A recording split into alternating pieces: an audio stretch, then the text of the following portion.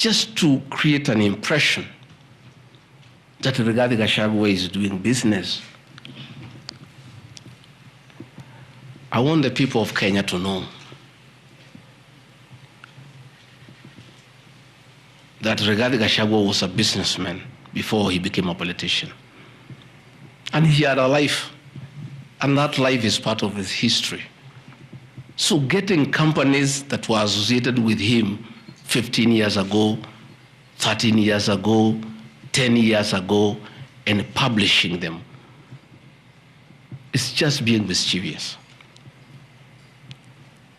My life did not start as deputy president. I left university in 1989 and served the public for 15 years, up to the year 2002.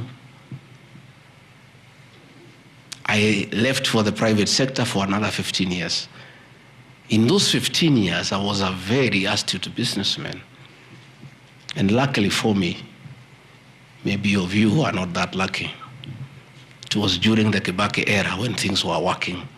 The economy was strong, business environment was right, and there was room to make money.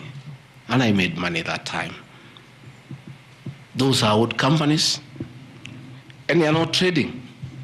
And when I became deputy president, a few companies that owned properties, I transferred to my children, and I told them to continue doing business and not to do business with government because I don't want conflict of interest. I want to confirm to the people of Kenya tonight that no company owned by my children has ever done business with the government, and I'm demanding for proof from the Honorable Mutuse or anybody else linking the Rigathi Gachagua family with business deals with the Kenya government.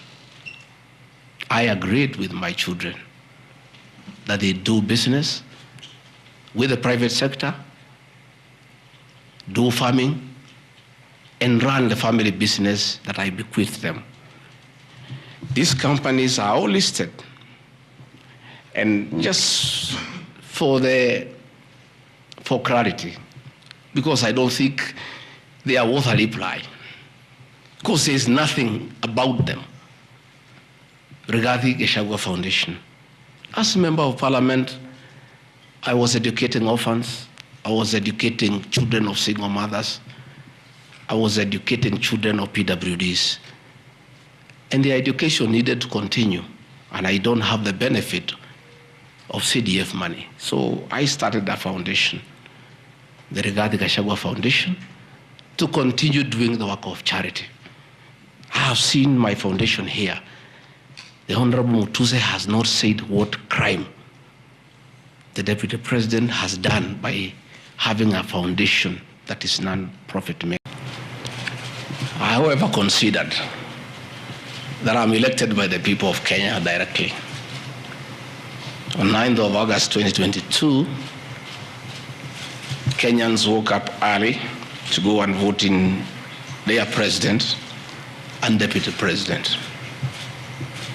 And out of the millions of Kenyans who turned up, 7.2 million Kenyans decided willingly that Dr. William Ruto should be elected as president and Rigathi Gachagua as the deputy president. I think it's only fair when members of parliament decide that they want to remove the deputy president from office, the people who elected Rigathi Gachagua as deputy president hear his side of the story. I think it's only fair.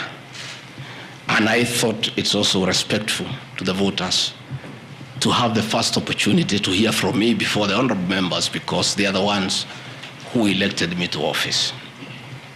Article 1 of the Kenya Constitution says that the power, the sovereignty of this great nation rests with the people.